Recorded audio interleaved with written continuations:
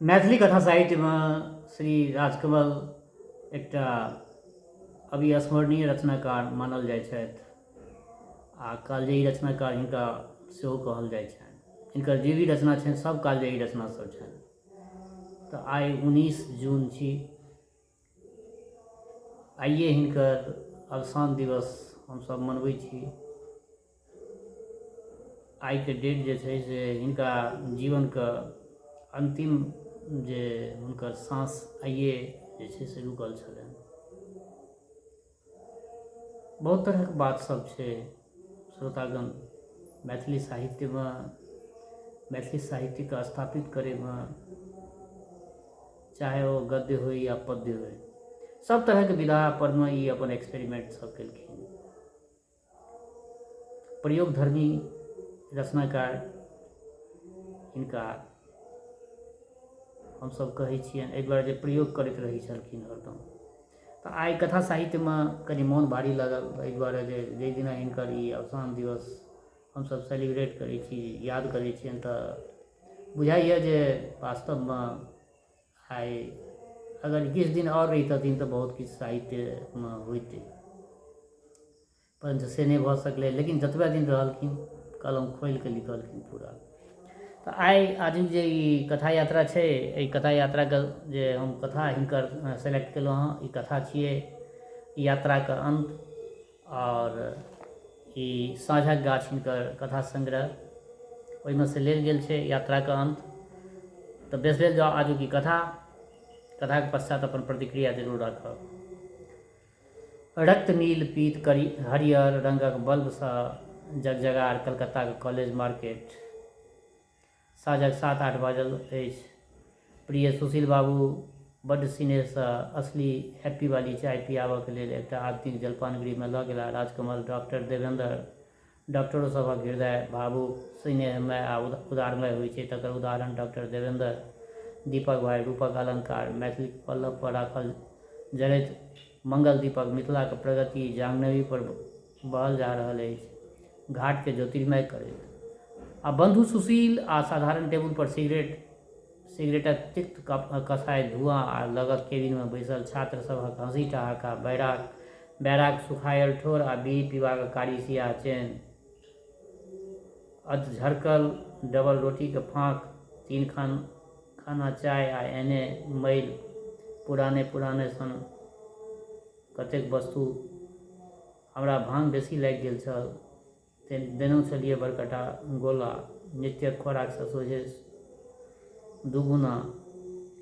तैं रहि कऽ देवाल पर टांगल रविन्द्रनाथक फोटो आ दिसम्बरक कैलेंडर आ पैर में गड़ैत चप्पलक काँटी दिस ध्यान चलि जाइ छलै। मुदा अकस्मात ध्यान टूटि गेल। लागल जेना एके बेर कियो प्राणके अपना दिस घिचने जा रहल अछि। हंसी ठहाका, गप्पी, कारी सिसकी, सीटी, कार बसक भोंपा, ट्रामक टन-टन, चम्मचक काँटा खटखट, चाह प्यालीक खन-खन शब्द मिश्रण के उठैत एकटा स्त्री कंठक संगीतमय स्वरलहरी आ बाउल बंगालक प्रसिद्ध संगीत यंत्र आ सुमधुर सुस्पष्ट सुकोमल मुदा उदास ध्वनि लहरी कान में, प्राण में, आत्मा में जेना बिजली के करंट छक छुए चल जाइए।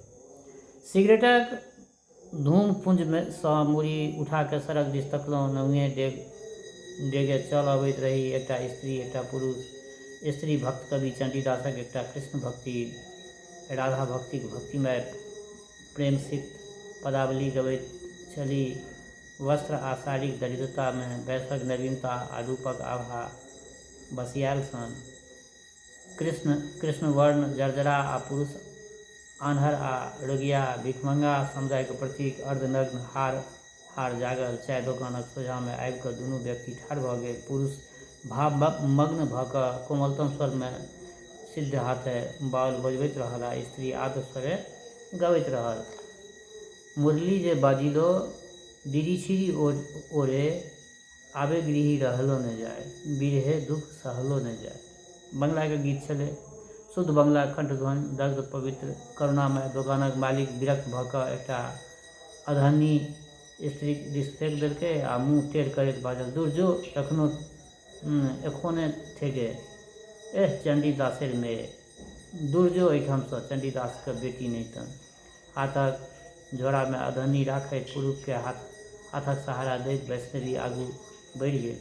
अकस्मात चाय के प्याली आगू दिस ठेलैत दीपक भाई हमरा पूछलनि जे भाई राजकमल, एहन मध्यम चालि में ई वैष्णवी कहिया धरि अपन गंतव्य स्थान पर पहुँचतै यौ?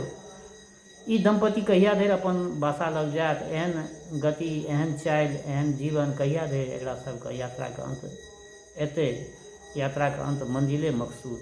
कनिए विचार कर हम उत्तर दिलियनि जे हमरा विचारे ई दंपति चल जा रहल अछि एके ठाम।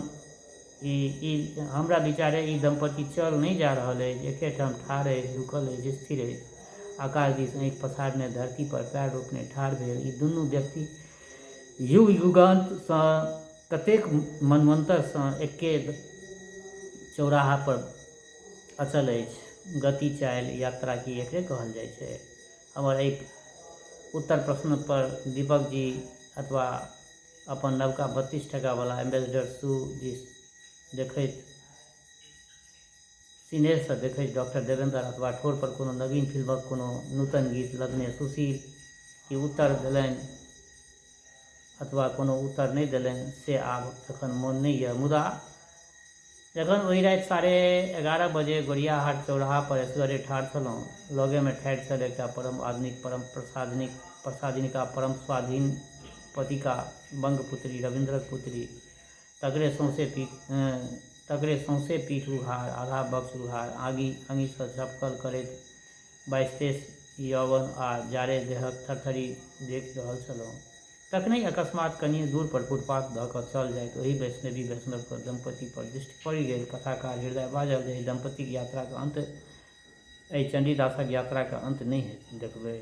रविन्द्रक पुत्री के कोनो विलासप्रिय, काव्यप्रिय प्रियतक प्रतीक्षा करैत छोड़ि दंपतिक पाछाँ पाछाँ विदा भऽ गेलहुँ। विद्युत खंभक इजोत सँ कखनो एहि दंपतिक शरीर के छाया छोट भऽ जाय तऽ कखनो तारो सँ पैघ ओ छाया कखनो क्षुद्र लागय, कखनो महान। वैष्णवक कान पर बॉल एकटा डोरी सँ लटकल छलै।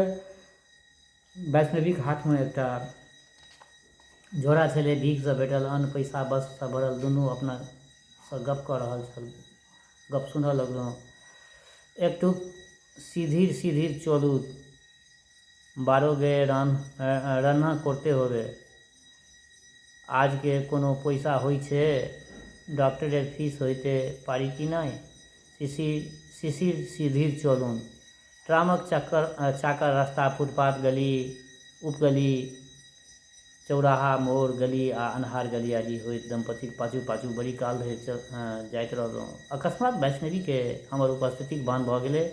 ई बुझि कऽ बुझऽ में हमरा आबि गेल जे हम ओकरा सभक पाछू धेने छियै। जेम्हर ओ सब जाइए तेम्हरे हम जा रहल छी। ठाढ़ होइत जिज्ञासु दृष्टि सँ हमरा दिस तकैत बाजल, बाबू हमरा सभक पाछाँ किया आबै छी? की बात अछि? की काज अछि? तुरन्ते कोनो नीक उत्तर नहीं फुरायल। किछु सेकेंड धरि चुप रहलहुँ। फेर कहलियै जे काज तऽ कोनो नहीं यऽ, मुदा साँझ खन अहाँके मुँह सँ चंडीदासक गीत सुनलहुँ। से गीत बड़ नीक लागल, किन्तु अहाँ सभक स्थिति देख कऽ बड़ दुख भेल। हमरा सबके गप करैत सुनि कऽ वैष्णव सेहो ठाढ़ भऽ गेल। स्त्रीक मुँह पर एकटा बड्ड दयनीय हँसी पसरि गेलै। उदास स्वरे बाजल, हमसभ तऽ भिखमंग छी। भिखमंगक स्थिति आर कोन तरहक रहतै? गीत गाबि गाबि कऽ भीख मंगै छी। कहियो 1 टका जमा करै छी, कहियो 1.25 टका। घर में एकटा पढ़ल लिखल बेटा बीमार अछि। पहिने ट्राम में काज करै छल, आब 2 बरख सँ बीमार अछि। डॉक्टर सब कहलकै है जे क्षय रोग भऽ गेल छै। घर में पुतहु सेहो अछि, युवती अछि, तेँ घर सँ बाहर नहीं बहरा दै छियै। एक बेर बाहर हैत तऽ फेर घुरि कऽ नहीं आयत। कलकत्ता के हाल तऽ अहाँ सब बुझिते छियै। एतऽ प्राण बचायब कठिन नहीं, परंतु शारीरिक धर्म बचायब असंभव छै। तैँ बेटाके दवाइ आ सौंसे परिवारक भोजन हमही दुनू व्यक्ति करै छी। ई छथि सेहो आन्हरे छथि, जन्मान्ध तऽ नहीं छथि। कोनो रोग सँ आँखि पैसि गेलनि। भरि दिन दुनू सौंसे कलकत्ता बौआइ छी, तखन 4 पैसा होइए। नित्य एही बेर में जे चाउर दालि भीख में भेटैए सएह सब रान्हि कऽ उसनि कऽ खा लै छी। फेर भोर में याग कर। गप करैत करैत एहि दंपतिक घर आबि गेलै। गलीक अंत में बाँस आ टाटक बनल टीनक ओहार देल एकटा छोट कोठली। ओहि कोठली में सास पुतहु बाप बेटा रहैत छथि। सास ससुर के आयल देख कऽ पुतहु डिबिया लऽ कऽ कोठली सँ बाहर आयल। हमरा देख कऽ एक रत्ती ठमकि गेल। फेर डिबिया दुआरि पर राखि सास आ ससुर के पैर छुबि कऽ प्रणाम केलक। डिबियाक इजोतमे देखलिए एकटा परम सुंदरी युवती चंडीदासक राधा रानी सन सुललना थाकल वैष्णव पुतोहूक पाछा पाछा कोठलीमे पैसि गेल। वैष्णवी हमरासँ बाजल, आइ अहाँके भोजन खयलाके बाद जयबाक आग्रह हम नहि करब। भीखक अन्नसँ अतिथि सत्कार केनाइ पाप हैत। मुदा बाबू, हम सब दिन तऽ इएह हाल हमरा सभक नहि रहत। आइ ने काल्हि हमर बेटा स्वस्थ भऽ जायत तखन अहाँके हम बजायब, तखन हम बैसैयोके लेल कहब। ततबो स्थान हमरा एखन नहि यऽ। आ एतबा कहैत कहैत वैष्णवीके मुँह दिव्याके इजोतमे चमकि उठलै। चंडीदासके अपन कृष्ण भक्ति पर विश्वास छलनि। आइ एहि चंडीदासके गायिकाके भविष्य पर विश्वास छै, बेटाके सामर्थ्य पर विश्वास छै। आ एहि विश्वासक शक्ति पर ई दंपति जीव रहल अछि, जीवाक हेतु संघर्ष कऽ रहल अछि। इएह संघर्ष, वएह शक्ति एकरा सभक जीवन थिक, आस्था थिक, गति थिक, प्रगति थिक, मान सम्मान थिक। आ एकटा छी हम, एकटा अखबार बाहर कऽ लै छी, एकटा गल्प लिख लै छी, 4टा टाका कमा लै छी, तऽ होइए जे हमही विश्वमे सबसँ ज़्यादा गतिशील आ सबसँ प्रगतिशील छी। काल्हि दीपक भाइके एकटा पत्र लिख देबनि जे हमसब चाह पीबैत आ भांगक आलसमे मातल बैसल छलहुँ, मुदा ओ दंपति आगू चल जा रहल छल बेटाके दवाइके लेल, पुतोहूक धर्म रक्षाके लेल, जीवाके लेल। आ एहि यात्राके अंत तक नहि हेतै जहिया कोनो पुत्र दवाइके बिना मरैत नहि रहत, जहिया चंडीदासक काव्य पैसा 2 पैसा भीखक लेल बेचल नहि जायत, जहिया समाजक आर्थिक व्यवस्था बदलि जायत। आ से जाबत धरि नहि हैत ताबत हमहूँ सब चुपचाप बैसल चाह पीबैत रहब। आ चंडीदासक बेटी पुतोहू नहुए नहुए डेगे सौंसे संसारमे बौआइत रहत, अन्हारमे चिचियाइत रहत। बड़ा ट्रेजिडी कथा भेलै। आ आइ हिनकर जे ई पुण्य दिवस परमे आइ हिनकर एकटा ई हम कथा रखलहुँ हँ। ओना तऽ हिनकर बहुत कथा सब रखने छी, परंतु आइ जे हिनकर अवसान दिवस छै, एहि अवसान दिवस परमे ई कथा रखलहुँ हँ। अपन प्रतिक्रिया जरूर रखब आ अपना मित्र मंडलीमे एकरा सबके जरूर शेयर करब। धन्यवाद। जय मिथिला, जय मैथिली।